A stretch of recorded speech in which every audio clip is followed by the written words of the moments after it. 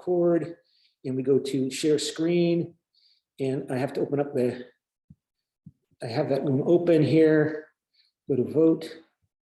Okay, I've got to log back in, log in, and like this, and European Political Society, go to vote, make sure I share the screen, share.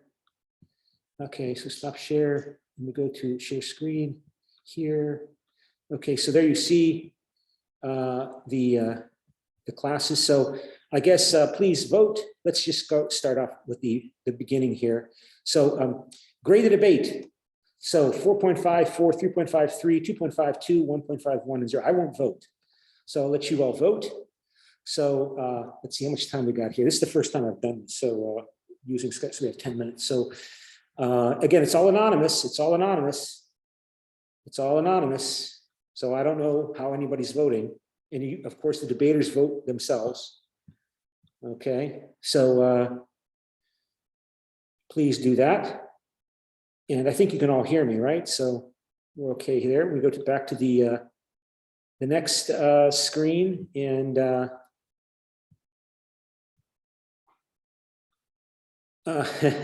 maybe we should go in the order of pro presentation. So pro presentation, please vote 1, 2, 3, 4, 5. Remember that rubric I showed you in a previous the previous class? I can open up here, debate rubric, and again, I have to do this. I have to do stop share, go here, here, here. So these are the opening statement 5, 4, 3, 2, 1, rebuttal 5, 4, 3, 2, 1, presentation style 5, 4, 3, 2, 1, and use of week's reading material 5, 4, 3, 2, 1. So that's what I'm referring to here. And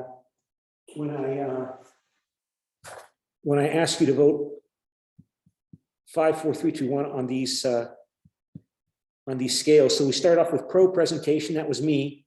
So please vote. Okay. And all right, then we go back to the voting rubric, and then con presentation. Again, anonymous 5, 4, 3, 2, 1. Please vote. So 2 people have voted. What about, I don't know if the other students will vote. And then we go back to pro rebuttal. That's me when I made my rebuttal. 5, 4, 3, 2, 1. Okay. And then go back to con, rebuttal, and conclusion, because con speaks twice. So please vote anonymously, 5, 4, 3, 2, 1. And then we go to pro conclusion, or did I do pro rebuttal? Yeah, I think I did pro rebuttal. And then pro rebuttal, I think in case we haven't done that, yeah, all right, then we go back to pro conclusion. And oh, pro opening statement. Did we vote on pro opening statement, my opening statement? Please vote on my opening statement, 5, 4, 3, 2, 1.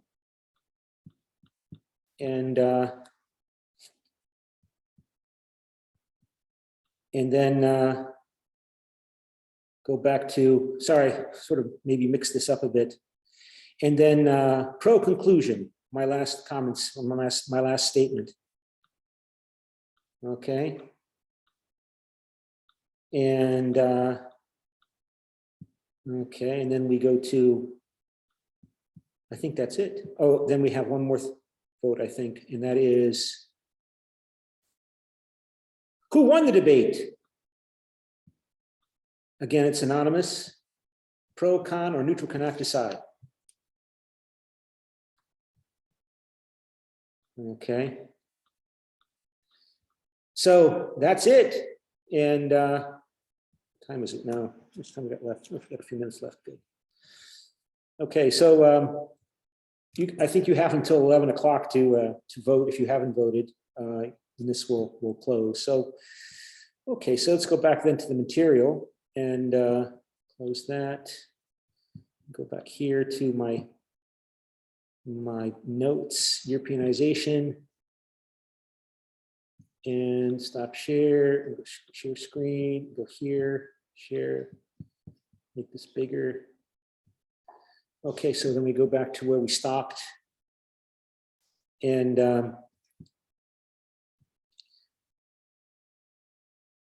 okay, so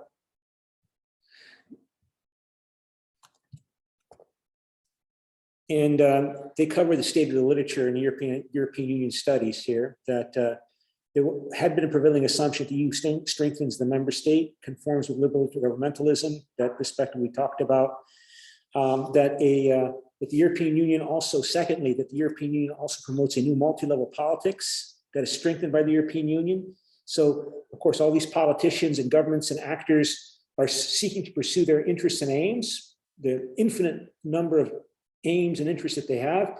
And the European Union adds a new arena for their efforts to create coalitions and create political pressures to get what they want.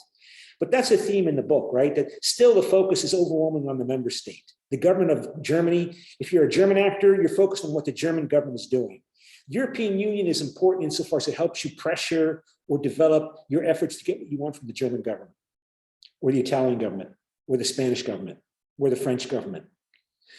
And that's the beginning point for understanding the impact of the European integration.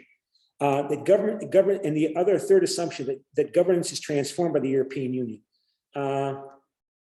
But they argue in terms of overseeing the conclusions from this book, whether or not Europeanization has transformed the boundary between the state and socioeconomic actors in civil society is not clear from the evidence presented in the book or in the literature more generally. So the European integration has not created a supranational community that is creating a European polity. It's still primarily focused on the relationship of the national state to the civil society, and the European Union institutions and networks affect the domestic correlation of political forces within the member states. But it's still not member state focused, the identities, the attitudes, and the actions of these actors.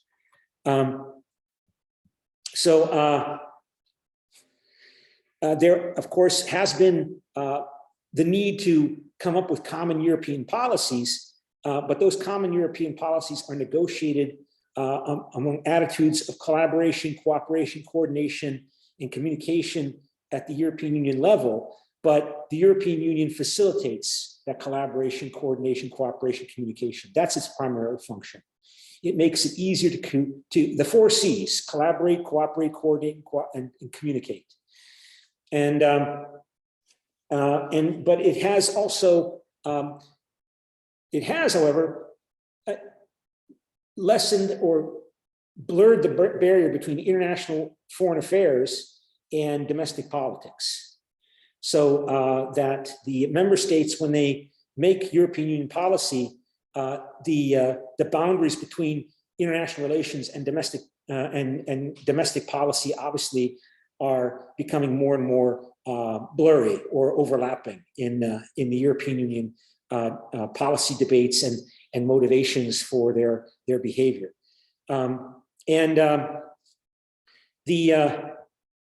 There are so-called boundary managers and boundary spanners. There are different actors that have emerged to help facilitate that translation of international relations into domestic politics through the creation of bureaucratic offices. And, the book is on the discussion of each member state, whether it be France or Greece or Spain. The authors tell you the history of how the Spanish executive changed and adopted and reformed and revised its organizational structure to accommodate European level concerns and issues and so on. Very specific descriptions of how the French way of accommodating European demands and pressures is different from the Spanish way or the Italian way or the Greek way. And there emerge within these bureaucracies people that are experts in intermediating between Greece domestically and Greece's interaction with the European Union. So these officials are in the relevant coordination bureaus in the home national capital, along with those officials in the permanent national representations in Brussels. So each of the member states has permanent representatives in Brussels. They're not called ambassadors, but that's what they are basically. They are the ambassadors of the member state to the European Union. And of course, those officials there are the ones that are most deeply involved in negotiation and interaction with the other member states of the European Union. So their communication with the home country is really important for the home country to be able to coordinate its policies effectively, to meet its supposed obligations with regard to its European colleagues, its European fellow member states. There has been a reinforcement of the presidentialization of domestic politics, that the executive branch has become more and more powerful, ironically, perhaps, as a result of Europeanization, so that, for example, prime ministers are becoming more and more powerful, like the French president, like Angela Merkel. She wasn't just the chancellor prime minister of Germany. She was, in effect, the overarching political authority within Germany, even though, of course, Germany does have a president, but she ruled more like the French president or the American president rules. And you saw that, of course, also with the rise of nationalism and liberal nationalism in Britain, with Margaret Thatcher becoming a presidential type prime minister while Britain was dealing with integration in the European Union. So that's where we have to stop today. And I think we're going to have to come back to these points later, because this is sort of a summary of what the following chapters cover. And yeah, I know there's a lot of information in the book, but yeah, liberal intergovernmentalism is one of the most influential theories regarding European integration, according to Andrew Moravchik. It's a series of grand bargains among the member states that has advanced European integration.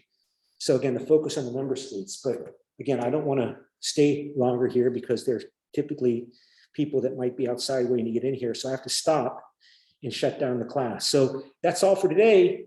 Bye.